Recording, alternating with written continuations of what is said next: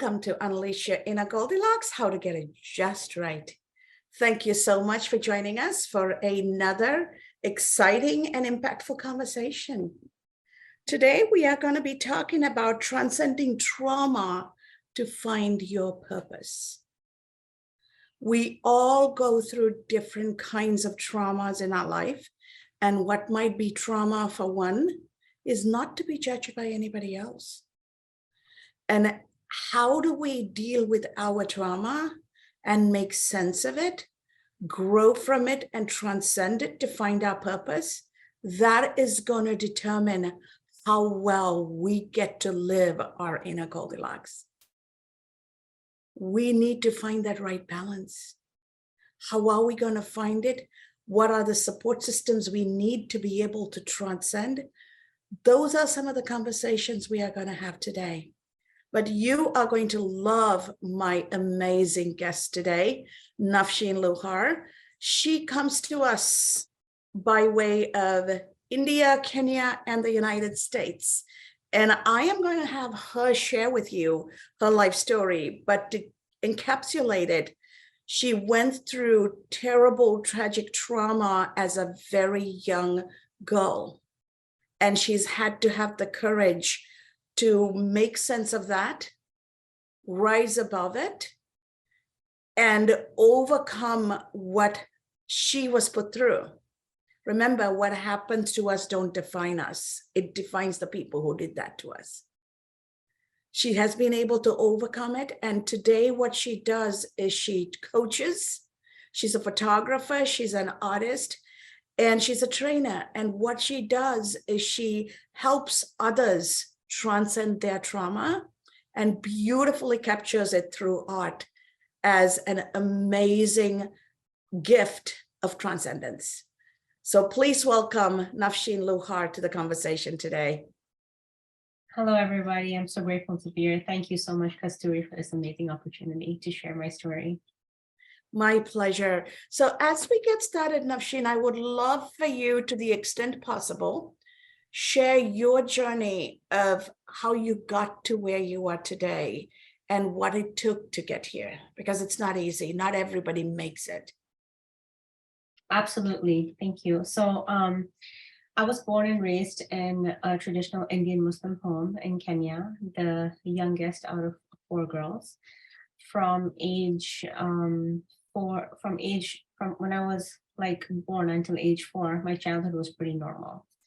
From age 4 until age 12, I was severely molested by 2 of my family members not living in my household, not my immediate family members. And that really set the stage for the rest of my life.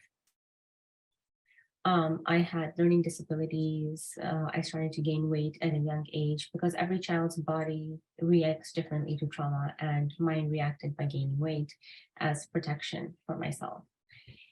And as time went by, in our culture, molestation is not something that is really talked about or addressed. It's, always shoved under the rug. And I was always told that this is love, until I was about 12 years old and I was watching Oprah, and we only had 2 channels in Africa, and she was talking about molestation.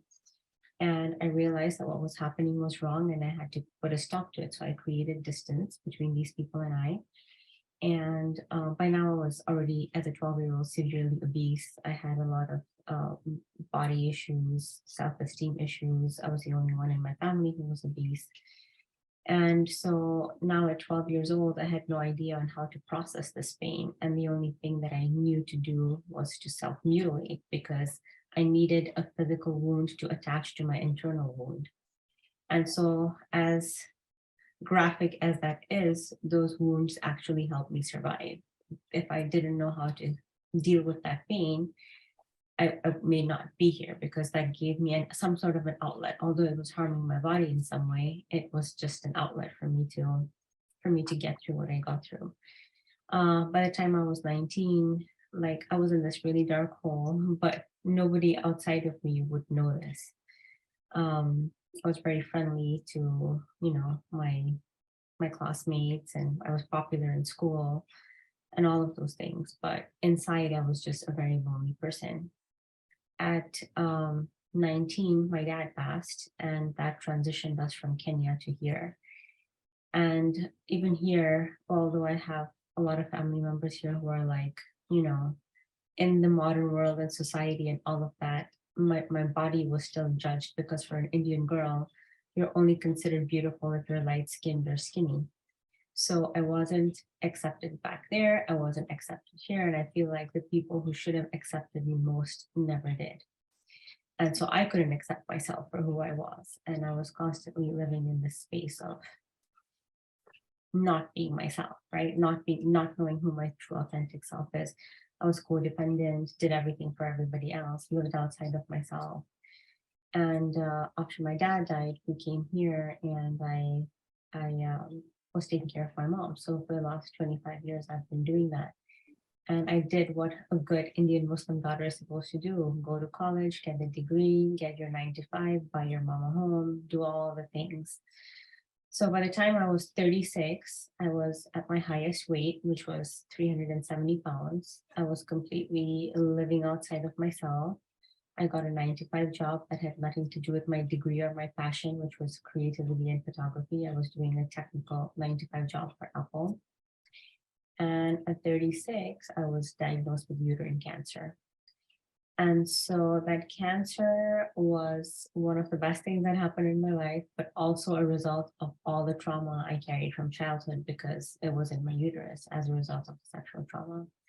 So this is a moment where I realized that I've lived all my life for everyone outside of me and nothing for myself. And as a child, I learned to abuse my body a lot. And as an adult, I was doing the same thing. I would binge and purge. And if I wanted to work out, I would do like 6 hours of cardio. And then I would take diet tea and I would be sick for a week and I would redo that cycle all over again. So when I was diagnosed with cancer, I was diagnosed once and I healed from that. And then I was diagnosed again.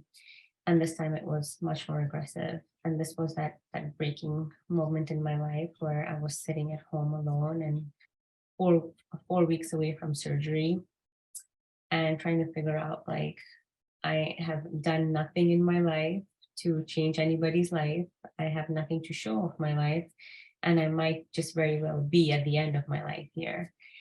And so I heard a voice inside me on that day. And I was touching my womb and trying to make sense of all of this. And I just heard a voice from inside myself say, I just need you to love me. And I feel like it was all the cells of my body screaming at me, telling me that all I need you to do is love me because I've shown up for you, I've protected you, and now you need to show up for me from a space of unconditional love. And I knew then at that moment that the cancer was here to bless me. And once it was out of my body, it was the physical trauma being out of my body that would help me transcend in so many different ways. And so as soon as I had the surgery, I knew that the cancer was gone because they didn't know what the degree was. And I told myself that day that when I get over this, I'm going to use my art and my gifts to be able to heal the world. I didn't know how I was going to do it, but I just knew that I needed to use the ability that I have to effortlessly connect with people and the ability to create to be able to help people transform in a beautiful way. So as I worked on my cancer, I healed from that. I worked on my inner trauma. I've shed about 150 pounds so far. And that's really not physical weight that I've shed. It is in the technical world, it's physical weight, but it's me healing the trauma that has helped me heal the weight from my body, releasing the trauma from my soul that has helped me release the weight from my body. And I kept working on myself, on all my patterns, on everything that triggered me. And when the student is ready, the teacher appears. So I seeked out a lot of. I had a wonderful trainer that came into my life that taught me what self-worth was. And as I continue to go on my journey, I read a lot. I tried to understand childhood trauma. I tried to understand the ego versus the soul. One of the people I follow very closely is Wayne Dyer. and he really helped me understand that our soul has a purpose, and our soul is going to bring in the experiences we need to be able to fulfill that purpose. So as a child, I knew that I always was here to help people.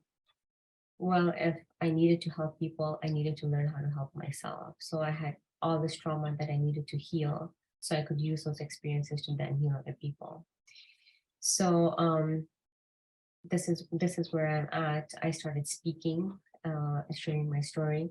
I started creating, helping others find beauty in their pain, helping them accept the pain and not resist it, because once you embody it, then it just goes through you. And so this has been my journey so far. I am just working on sharing my story as much as I can, touching each person with unconditional love as I can, and helping them find that love within themselves. That is such a moving and powerful story. And it's not just a story, it's your life. So I am so proud and honored to know you. I am so glad how well you have been able to transcend your trauma. And as I am hearing you speak, two things come up for me, Nafsheen. One is the understanding that I am a soul. This body is a vehicle through which the soul shows up in this world. And some cultures teach that to their children very young. Other cultures have to learn it as they come into adulthood. And it is common, at least in the United States, 3 out of 5 girls have been sexually abused by the time they reach the age of 21. I grew up in Sri Lanka in the middle of a war. Anytime there is a war, angry men take it out on each other's women, right? This is what men do. Angry, insecure men have to prove their manhood, so they do things to young girls and young women. As we think about the trauma and the journey it took for you to get here, how can we help other young women all over the world see themselves as a soul and be able to have the courage to stand up and protect themselves even when the family doesn't want to talk about it? Because that's the other thing. It's a dirty little secret every family has. Mm-hmm. And they don't want to talk about it because it's their male family members. Mm-hmm. Absolutely. You're completely right about that.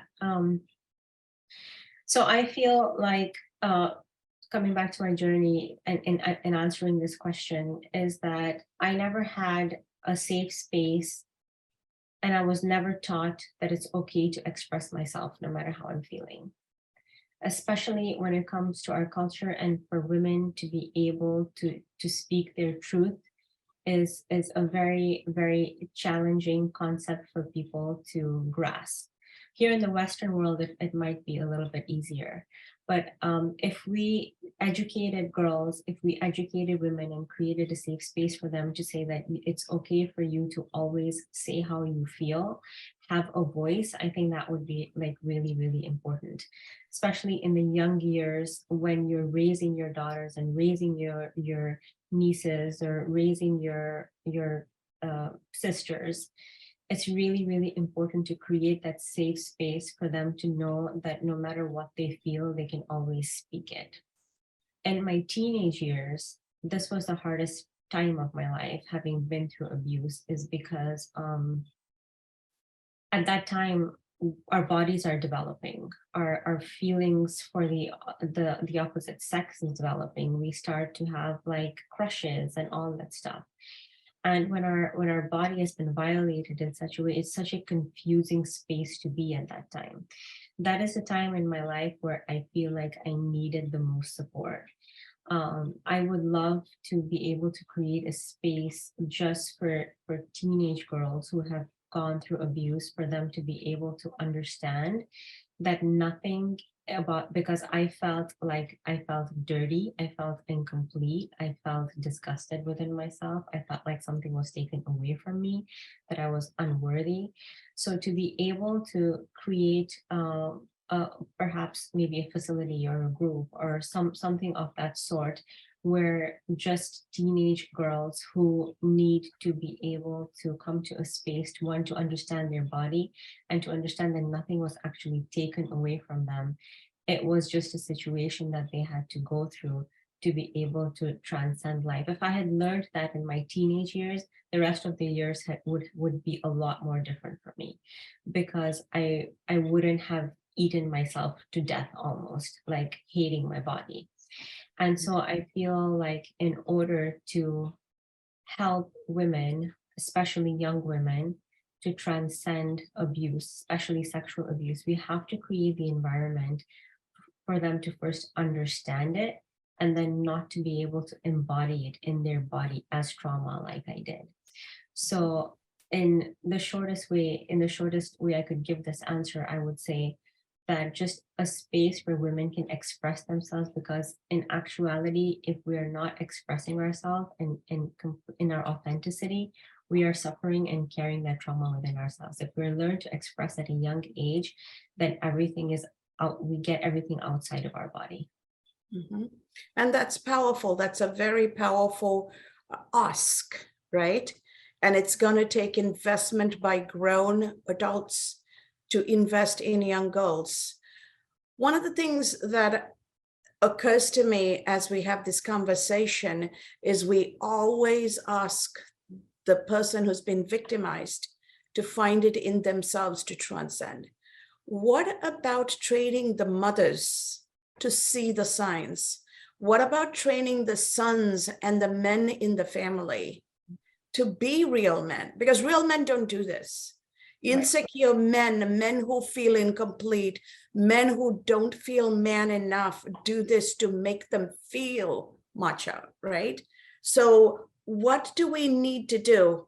Because if we have somebody beating me up every day, it's not my job to put a tin over my head and walk around. How do we stop the other person from beating me up every day, right?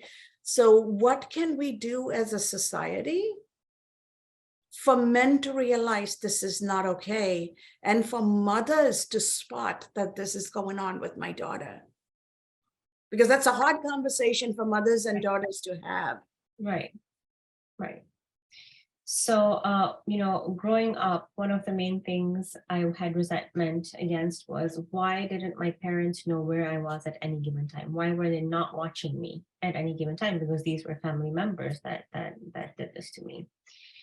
And from our higher perspective and knowledge of healing and all that, we know that our parents did the best that they could with what they had. But in terms of how to educate men in our society, I feel like this is where the actual problem lies, right? Is that we as women, we don't allow men the space to heal. So most men that do this to kids or other women or other men, perhaps 99% of the time have gone through their own trauma, or have gone through their own sexual abuse, and they don't know how to channel it or what to do with it other than to do that to somebody else to gain power. As women, we want men to be our providers, we want them to be our protectors, we want them to be emotionally available, we want them to do ABC for us. They're not going to be able to do that unless we allow the space for them to do that. So if we put them under all this pressure of showing up and all this way, and not give them the time and space and let them know that it's okay to go do your healing work so you can then come and show up for me the way I need you to show up for me, they're going to do the superficial things or the things they think they need to do in order to gain that manhood. So because we find that men who are vulnerable, who express their emotion, who are in touch with their emotion and not manly per se, are weak. So as women, as a society, I think things are transitioning in a very positive manner. And I think a lot of people are realizing that men too have trauma, which they need to heal. I think as women, we need to open it up and give them that space to be able to heal and let them know that it's okay to be vulnerable. It's okay to have trauma. It's okay because it's actually very manly in taking responsibility for your trauma in order to be able to heal. As for the mothers being more aware of to notice the signs, I would really encourage them to pay attention that if you have a child in your family that is looking different, that is behaving different, that is more withdrawn, that has self-esteem issues, to look closer to that. Because outside I was a very happy kid, but I was the only one who was overweight in my family. I was the only one who had learning disabilities. I was the only one that was not interested in education. And like I seemed very happy from the outside, but I also had a lot of tantrums and I had a lot of issues with feeling neglect. And so that just doesn't come from anywhere. So if you have a child that is behaving differently from other children, please zone in and pay more attention to that. That is some very deep, deep advice. Thank you for that, Nafsheen.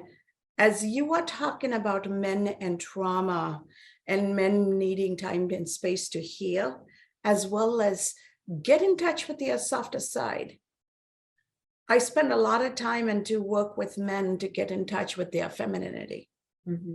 We all embody masculinity and femininity. Mm-hmm. We as society spend so much time in the modern day helping women get in touch with their masculinity to have goals and accomplish their goals and have a career. That's the masculine aspect of a soul. The soul also has a nurturing, caring, empathetic, loving femininity side, right? In the Hindu philosophy, we look at God as half male, half female, because the masculinity and femininity energies are contained in that same presence. We never spend time with men, allowing them to develop their femininity. But I am happy to say I'm married to a Caucasian American guy who's very comfortable with his femininity, which is why our marriage works. Mm-hmm. Because I am very much in touch with my masculinity and he is very much in touch with his femininity. We joke about the fact that individually our yin and yang is mixed up, but together we make a perfect couple. Mm-hmm. So for those of us women who've been through trauma, we need those kind of men in our lives as part of our healing, right? Mm-hmm. And so when I do training for boys, I have my husband with me for them to see what a healthy relationship looks like. And why is it okay for a grown man to be in touch with this feminine side? Because then he can truly show up as the dad, not just a father, a dad, right? Mm-hmm. And so how can we, in this world where gentleness and kindness and empathy are seen as weakness, because that's the Western definition of strength, how do we make it okay? I guess in most of the Eastern traditions, that is considered weakness too. How do we make it okay? Because it's a psychological shift for all the cultures. Mm-hmm. So how do we make it okay? I think that, so you talked about gentle femininity, right? And we all need to embody and bring into balance our masculine and feminine side.